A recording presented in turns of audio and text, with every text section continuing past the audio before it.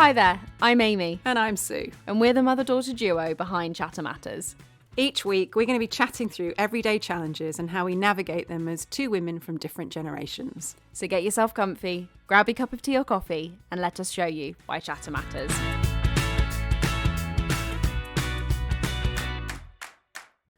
Welcome back. Another episode. Third episode in a row in your house. I know. What is going on, hey? I know. It's like we've swapped lives. It's like, I think for the first month of me moving out, you were with me a lot. And now it's like... You're not really here, but you are I'm not. Popping in I am and popping. out. It is interesting, though, because we've been doing this now for as long as I've moved out. Yes. Well, a couple of weeks longer than just what I've moved out. Yes. And we have seen each other every week because we've not yet had to do an online Zoom call version. No, but Maybe we might do need it in to... person. I know. In person. We might need to investigate doing it virtually and see how that that just feels goes. potentially one step beyond my technical capability, but we'll see. Yeah, we had enough technical issues last week, didn't we? I know. But hopefully it'll be better this week. Exactly. So delighted to be back with everybody. I know. And hope everyone is well and enjoying, if you're in the UK, enjoying this absolutely stunning gorgeous weather. I did get burnt over the weekend. It's my first burn of the season, which, to be honest, pleased I've lasted this long. Alrighty, well today we thought we would talk about extroversion and introversion. And what the definitions are, at least how we understand the definitions to be. Yeah. And how they play out in our lives. Yes. Societal expectations. We love a little discussion about how generational differences, all of that. Why it's important to talk about it, as always. Yes. That old chestnut. Why chatting? Why chatting matters. Oh my God, she's bringing the podcast title in. A bit of plugging. Yeah, exactly. Alrighty, so shall we dive in? Do you want to do our little psychological, as the input? Armchair psychologist, officially in my psychology armchair now as well. So for anyone who is new listening, I did a psychology degree and I love to remind people about it and bring it up in everyday conversation. But so I actually studied a personality module in my second year, which was absolutely fascinating, loved it. And we did one of the key tenets of social psychology when it comes to personality is introversion and extroversion. It was determined by a dude called Carl Jung back in the 1800s. I actually don't know. Anyways, very early on in the psychology sphere. And he conceptualized that there are two ends of the spectrum when it comes to personality. You have introverts and extroverts. And there are lots of definitions now about what introvert means, what extrovert means. But how he sort of conceptualized it is people who are sort of outgoing and like to be around people, gain their energy from being around people. And then you have your introverts who are your more naturally quiet, this is his thing at the time, and gain their energy when they're not around people. Is the sort of very basic definition of it. And his argument was that every person is somewhere along that as a sliding scale. Yes. And then you have people right in the middle who are a little bit of both, who are your omniverts or your ambiverts. Yes. And I think it's kind of where you get your energy from. And that's how I would describe introversion and extroversion as well. But I think that people have different takes on it. Yeah. But explain the energy thing a bit more. Well, I think it's where you get your energy from, where you are, where you do your thinking processes. Interesting. So as an extrovert, do you like to think around people? Or as an introvert, do you like to withdraw, retreat, and do your own thinking before you share it? Yeah, because that's so interesting that you say that, because when you say it's where you get your energy from, I take that from socially, where do I feel most comfortable? Because that's how I define my introversion or extroversion, which is really interesting that we've got slightly different mental models of how we consider introverts versus extroverts. Because to me, I define introversion, extroversion as which social environment do I feel most comfortable in? Do I feel most comfortable around people, or do I feel most comfortable when I'm on my own? And God, There you go. We thought we had the same definition and we just don't. We have a slightly different one. I think probably because I use my definitions much more in a work context than a social setting. So, I mean, in a lot of organisations, you do personality testing. Yes, yeah. And many of our listeners, if they work in the corporate world, might have done MBTI. Yeah, which is like the 16 personalities with Myers-Briggs. the fun little cartoon characters. Kind of Myers-Briggs stuff. And you may even have done it at school. Yeah. For some people. But it's the first scale of the kind of extrovert and introvert. But I typically use it in organisations. So I'm often using it as a way of, if I'm working with a team, of getting people to appreciate preferences. Nice. So do I prefer to talk out loud with others and others help me with my thinking, or do I prefer, like me, withdraw, put a towel over my head, not speak to anyone, sort out my own thoughts, hermit yourself for a second, exactly, before I can then actually communicate. That's so interesting, because I think if I was to use your definition, I would be more extroverted because I like to talk out loud, whether that's to myself, to other people. I think I solve problems best when I talk it through with someone. I do, however, like today, I had quite a tense work meeting that I was in. I was really quiet throughout it because I'm processing, I'm taking it all in, and then towards the end I can have a good few, like, here are some key points, here's what I've heard. So it's like I think I can very much do both, which I think is so normal, right? Yeah. Everyone has, I think it's really unlikely that you are 100% on that scale, right? So like I will have some extroverted tendencies, but I personally lean more on the introverted side, particularly from a social angle. Yeah. Where like I find, the conversation I have with people is I find being in big groups of people draining on my battery. Yes. But I find it builds my battery when I'm by myself or I'm with like a very small group of my trusted friends. Yeah. So I am same as you. Yes. Socially. I find being in large groups incredibly draining. And I have to concentrate really hard. I have a slight aversion to it. So again, with my work, sometimes I end up having to go to these kind of evening meals, and most of them I absolutely dread. Some of my clients, I love hanging out with them because they're just really nice people. Yeah. But a lot of the time, I don't. I was just about to say where I was today. So I was in London today, and the client that I'm with, of course I got invited out to dinner, but I'm like, no, I need to go home. I need to go home now. My daughter needs me, my little dog needs me.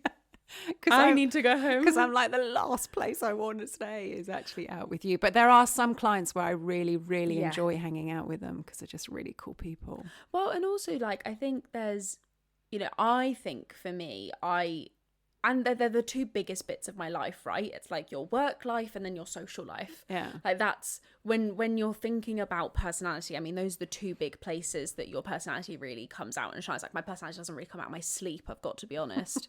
I mean, I will have some rogue dreams here and there, but like, but so I think it's, so I think actually that makes so much sense to me, where some of the first examples you and I come up with is work, because that is where both you and I will spend the majority of our time. Our awake time is working, and then you also have that other big part of you is then your social life and the things that you do outside of that. So it's where does that introversion, extroversion come to play, and how does it play out in those different scenarios, I think can be. Well, you were also talking earlier on that there's another axis, which is like the confident and shy piece. Exactly. And this is the bit, whenever I get into a conversation, this is the thing that I learned at university, and it was a really interesting extra dimension that got added to introversion and extroversion. So instead of seeing it as this one single binary scale, actually seeing it as a square with almost like 4 boxes. You've got introversion and extroversion going along the horizontal axis, and then on the vertical axis you've got confidence or shy. Sometimes they talk about like anxious, like anxiety, and actually you can have like confident introverts or you could have shy extroverts, because I think we so often tie specifically extroversion with confidence and introversion with like shyness or being quiet. Yes, very true. But being shy or confident isn't a part of your personality. Agreed. I would argue. I think that's an element of how you can show up. Yeah. But I wouldn't necessarily say, like, as I would say, as someone who is very confident, I wouldn't say being confident is a personality trait of mine. I think it's just a way of being. Yeah. So like you can find, so that it talks, you know, so if we were to go through the sort of 4 boxes, you've got your stereotypical confident extroverts, what people think about, the people who love being the life and soul of the party, like holding court, having big conversations, confident in front of a room of people, leading meetings. Often we'll get into this, but you and I have spoken about how you often see leadership really tied with this confident extrovert archetype. Yeah. Then you've got your stereotypical shy or anxious introvert, which doesn't like being around lots of people, not very confident in social settings, prefers to be by themselves, prefers to sort of do solitary activity, and doesn't actually enjoy being around people, which is that sort of stereotypical shy introvert. But you've also got these 2 other dimensions. So you've got your confident introverts, which we've spoken and we both identify with as 2 people who are extremely bubbly and chatty and can talk in front of an audience and don't mind telling the internet what we think about what's going on inside our brains, but really enjoy solo time. And like, I cannot be in and around a bunch of people for really long extended periods of time, but by God, can I hold court when I do. And then you've got your shy extroverts who are quite complex people. But the example they always use is Robin Williams, the actor. Oh, interesting. As someone who was really wanted to be around people and in the right environment could absolutely thrive, but actually was a bit socially awkward, didn't quite know how to sort of exist comfortably in society, but so desperately wanted to be around people, which I just think it's and you don't hear the shy extrovert spoken about as much, because I just think so. Anyway, so that's I've actually TED talked to people a little bit there, but it's something that clearly I find really, really interesting, and I just don't think we add much nuance to introversion and extroversion. No, it does become quite binary, and the other thing I don't enjoy is when people just box you off. Yes. You know, like we're much more nuanced and complex than I'm an introvert and you're an extrovert. Yes. I think there's grades of and nuance to the whole thing. Because I know in my, excuse me, I'm going to cough. I know in my line of work where I'm up in front of people the whole time, people would typically class me as an extrovert. Same. But I'm just very competent at my job and very confident in my job. But I wouldn't choose to spend my time around lots of people. So I think that's, that we have to be careful that we don't stereotype certain people and put them in boxes. Which is so easily done, right? And it goes back to the conversation we were having a couple of weeks ago around schemas, so those like mental shortcuts of like, oh, okay, well, this person is able to talk really confidently, they must be really extroverted, so they'll take control of this social situation, it's absolutely fine. Whereas you and I go, oh my God, couldn't think of anything worse than trying to do small talk and chat to people. But so, you're right, it's like it's breaking through those mental shortcuts. I think you and I, me being in HR, you doing so much of that sort of team effectiveness and functional work that you do, like it is about starting to get into those shades of grey a little bit more and into the what elements of this is helpful for this conversation, as opposed to just going, okay, here are all of our introverts and here are all of our extroverts. So I think if any of you are out there that class yourself as an introvert or class yourself as an extrovert, like don't sometimes what I can see is people like acting it like it's a persona, so they kind of, I'm the extrovert, know, and it's like they kind of act out from that place, and it's not an authentic kind of thing. So I guess my counsel becomes part of their identity rather than personality, which I feel like is a nuanced distinction. I agree with that. So I think be careful that you don't either box yourself off into that and play up to the persona, and but also don't box other people off into it. What do you think the dangers are of boxing yourself into those sort of like identities? Well, I think I see some people just get exhausted, particularly if they're at an extreme is if someone has an extrovert persona and feels like they need to be on the whole time and be the life and soul of the party, or be the one that's always outspoken in the room, and they never give themselves a moment just to actually just relax, like just you don't just kind of you don't have to be on and out there all of the time. And I think if you box yourself as an introvert, then again you don't push yourself into social situations to actually bring yourself forward, because you just give yourself the easy out, which is, well, I'm an introvert, so I don't do that.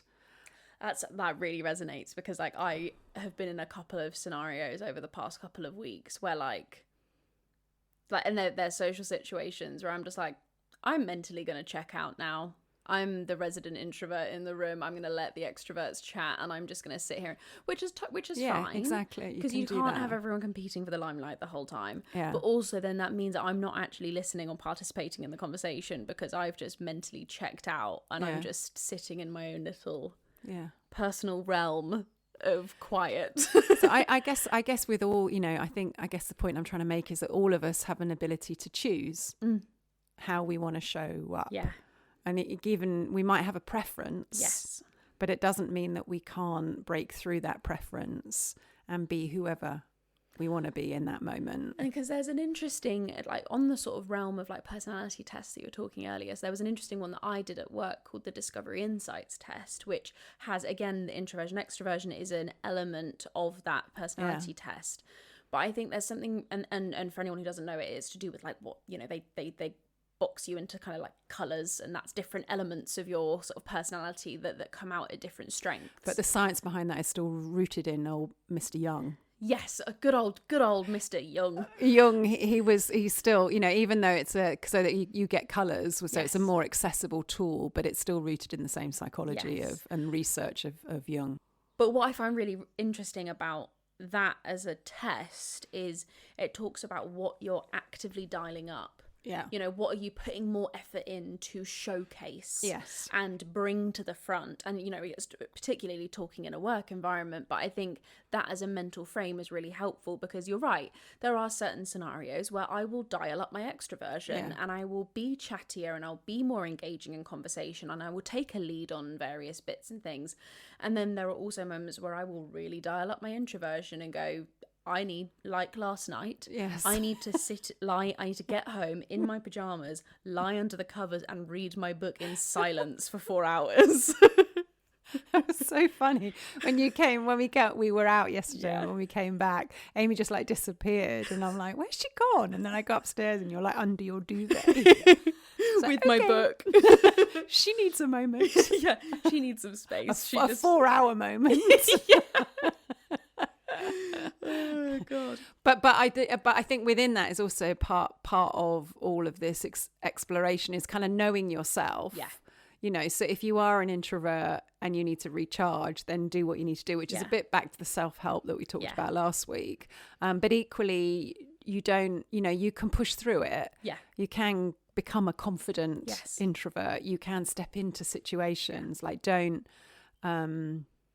Don't get trapped. Yeah, don't get trapped. Exactly that. It is just a preference. Yeah. That is your personality preference. It doesn't mean you can't be something else if you want to be it. And it will take more energy. Yeah. So when I'm out doing what I do, when I come back, I'm exhausted because I'm giving out more, and that means it depletes me. So then I have to take care of myself when I come back because I've had a day of being extrovert. Yes. I'm putting myself out there. Yeah. It's so interesting, isn't it? It's just for me, introversion and extroversion is all just that balancing act of energy. Again, it goes back to this, to you and I seeing it as a form of energy. How do you give, receive, take, energy, and how comfortable is that for you? And that for me is always, and I think I find it really helpful to talk about my introversion because I find it gives me the right language to talk about to talk about my energy levels with people and what I need in that moment or what I can't give in that moment. Yeah, nice. And I think because introversion and extroversion is quite accessible language, because we're so used to it as a personality dimension, I think I find it really helpful to give people a bit of insight into what I'm like to either work with, be friends with, to know, you know, and to your point earlier of like, people are always quite, especially at work, are quite surprised to hear that I'm an introvert. But, you know, again, I think that really helps people understand, actually, that's why sometimes I'm a little quiet in meetings, or you know, when I get a bit overwhelmed, why I will like not reach out for help and things like that. It's because I'm like, oh my God, this is too much. Silence, quiet. The shell is required. I need to go back into myself. Exactly. So if you think about, I was just thinking about organisations, and you talked about, you know, the stereotypical, you know, kind of leader. Do you think you can be an introverted leader? 100%. Who have you witnessed and seen that leads in that way? I know that actually there are two extremely famous examples: Steve Jobs and Bill Gates. Two who are very publicly known as introverts, but incredibly compelling speakers. Ran incredibly successful companies, you know, seen as some of the best, probably some of the best CEOs of the modern age, but are really well, you know, were very well known to be introverts. You know, so I think it's so, when we talk, again, I'm slipping into my like psychology HR brain, but language around leadership is really interesting, and the way that we define leadership is so fascinating, and we can go on a whole other tangent about masculine feminine words that are used and all of that kind of stuff. But specifically on this introversion extroversion thing, we often think of leaders as confident speakers, you know, great facilitators, you know, who can command a room and are assertive and have charisma. The effervescent, you know, like the intangible charisma, you know, and we also so associate those words with extroversion. Whereas actually, I would also argue leaders should be, and the most successful leaders I've seen, incredibly empathetic, active listeners, you know when to like step away from the limelight and allow others to step into the limelight, and you know, create space for people, be a listening, you know, it goes back to listening again, but you know, but those are classic traits that we see with introverts. So, you know, I wouldn't, you know, we get so used to seeing the, you know, the bold, charismatic leader as the extrovert. But actually, I think the most successful leaders that you see, to our point earlier, will have a bit of mix of both, and will know when to tap into both. Would be my argument. What would you? No, I mean, you know, there was a whole about probably 5 years ago, a number of books that were written specifically about the introverted leader. Oh, interesting. I didn't know that. Well, because back to the point that you were making, was that there's an association of extrovert typical characteristics make up a good leader, which I think is flawed. And outdated. And outdated, exactly. So I think your two examples are good examples. If you're with somebody who is introverted as a friend, as an introvert yourself, I was just thinking, we talked about it at work, what about at a friendship level? How can you, I don't know, you're at a party and you've got a friend that's very introverted and they're not sort of mingling or coming into the conversation. I mean, how do you support a friend that might be introverted? I think it's because everyone's got, you know, I would say everyone's got a slightly different flavour, right? Like, I think my number one is don't force anyone to do anything they're uncomfortable with, you know? Like, I am very happy if I'm brought into a conversation and given a topic to talk about. I will yabber your ear off. Ask me to come up with a topic of conversation, and that's where my brain will start to draw a bit of a blank. So my friends will do a fantastic job of, I can like sit in the circle and then I can chime in every now and then. And once I'm rolling, we're golden. But then that comes back to that confidence piece of like, I'm super happy to chat. I personally in social settings will struggle to come up with that first first bit to get the ball rolling itself. So I think it's so so if you were supporting someone who's a friend with an introvert, then you bring them in, you create opportunities for them to bring their voice into the conversation. Absolutely. And then also respecting that you might have an introverted friend who doesn't want to do that, who is very happy just observing. Yeah. And there are some people who are incredibly content with just listening. Yeah. And like every now and then they might have a little thing to say every now and then. Just because someone potentially doesn't want to or doesn't feel comfortable contributing doesn't mean they're not enjoying themselves. Yeah. I think that's the other thing of like not putting your own expectations of what enjoyment looks like onto someone else. I think there's another thing of like, if you do, you know, I don't particularly want to speak for all introverts, but I find you like smaller intimate settings much more comfortable. Yeah. You know, so like if you're in a big party, it's potentially like, you know, sitting down and having a little, you know, going outside to wherever the fire is and sitting down around the fire pit and having a bit of a chat, and like that may be much more comfortable than staying in the loud living room where, you know, everything's going on. That makes sense. What about if you've got an extrovert friend who might be taking up too much space, might be just kind of like, I don't know, just getting on everyone's nerves. Can you tell we're both introverts? I feel like, but how can you help the introverts, and then how do you tell the extroverts just to shut up? No, but how could not you true. support an extrovert in their extrovertness I guess in a social setting and also in a work setting as well? Because I mean, there are situations where you need to help people. Well, I think in the social setting, right, it's you know, throwing the energy around the room, you know, so like if you've got someone who's monopolizing the energy, then it's let's direct it to someone else, let's, you know, whatever. Sometimes you just need to let them be, let them have them, like let them be the center of attention if they want to be the center of attention, like as long as they're not harming anyone and not getting on anyone's nerves, then just like. But when they do start to get on people's nerves, as a friend, how would you support them? I mean, if they're pissing people off, telling them they're pissing people off. Like, let's not beat around the bush here. Like, just because you're an extrovert doesn't mean you get a license to annoy people. Yeah. You know, so like, I think it's being honest with them, and if they're not aware of the social dynamic, just going like, oh, do we, you know, like just say, you know, like, have we brought in Joe Blogs?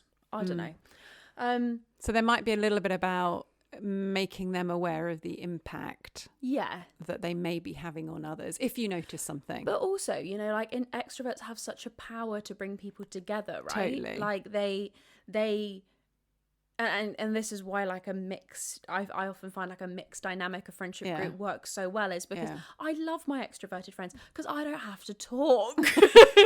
You know, like I don't have to put the energy out there because I've got people who are just brimming with it, and then I can bounce off it, and it brings me so much joy. And so actually, you know, there's a awareness for everyone, right? And it's for introverts to not take the extroverts like not to take any of this personally. You know, like someone's extroversion is not a reflection of your lack of anything, and to the same degree of someone's quietness is not a lack of enjoyment in what you're doing or whatever it is. But I think it's recognizing your own unique powers, and if someone is oblivious to that, then just shining a little light. Letting them know. Yeah. And I think in a work setting, I mean, I work and coach a number of leaders that are quite extrovert. For me, it is kind of raising their emotional intelligence alongside their extroversion. And also there's something about, particularly if somebody is an extrovert thinker, it can be and they're in a senior leadership position, it can be very confusing because you expect the senior leader to know what the answer is, not to talk about it and keep talking about it. So I know there are a number of senior leaders that I work with that I actually need to signpost this to their teams. They're an extrovert thinker. So, you know, they're not going to come out with the answer straight away. They need to actually talk about it with you. So therefore don't have an expectation that just because they're a senior leader, they can come out with the first answer. They also need to chat. So I think signposting it and letting people know working patterns can help. And that links to a conversation that you and I were having actually early today, wasn't it, on the power of narration. Yeah. And I think that goes back to what I was saying around how I use introversion as a concept, because often I use it to help narrate how I'm feeling or what's going on for me. And so, you know, so for example, I might be at like a work event and be feeling really tired and go, sorry folks, I just need to dip out now, like my introvert self is just needing a moment to calm down, you know, and it just takes the edge off a little bit. Equally, to your point of like, if you're an extrovert and you need to think something through, going, okay, my extrovert brain is just needing to talk about this for a second, can we just soundboard off each other? Or, you know, like, or whatever it is, you know, like, oh my god, mate, I'm absolutely brimming with energy, right? I need to just get this off my chest. You know, like it's just, you can use these concepts as a way to navigate social dynamics at work, in your friendship groups, with a level of tact that kind of doesn't require that much more effort. It's just that initial signpost, that initial bit of narration, and suddenly everyone totally understands what's going on. So you're signposting, as you say, and you're also letting people in on your own process. So I'm thinking this, and you're just so people can stay with you. And also the key, never take any of this kind of stuff personally, because they're like, oh, okay, they're just an introvert. It's not that they're not enjoying my company or that they think I'm boring or whatever. Oh, they just need to step away for a bit. Because that's something that they need to do for them. And they're not a rambling idiot. They're just an extrovert trying to get clear on their thinking. Exactly. So awesome.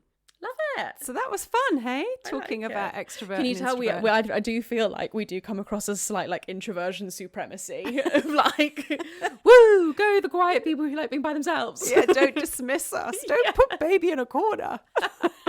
But that was a really nice conversation. I really liked that. Me too. And I hope everyone that was listening also enjoyed. Yeah, exactly. Whoever finds it useful, finds it interesting. Who knows? Anyone else part of the introverted supremacy, you just let us know. Or maybe we'll get the extroverts banging down the door going like, no, don't lock us out. Yeah, exactly. All verts are welcome. Yes, and I think that my last message would be, you know, balance. Preferences, you know, and don't put yourself in a box. Don't put yourself in a box, and just then there's that little power in letting other people into what's going on in that noggin, because that can really open up easier social environments, I think, sometimes, when we just let people a little in on what's going on and what we're going through in our brain. So they don't make up their own story as to why you are behaving in the way that you are. Exactly. Fabulous. Beautiful thing. With that, until next week, see you later. Bye.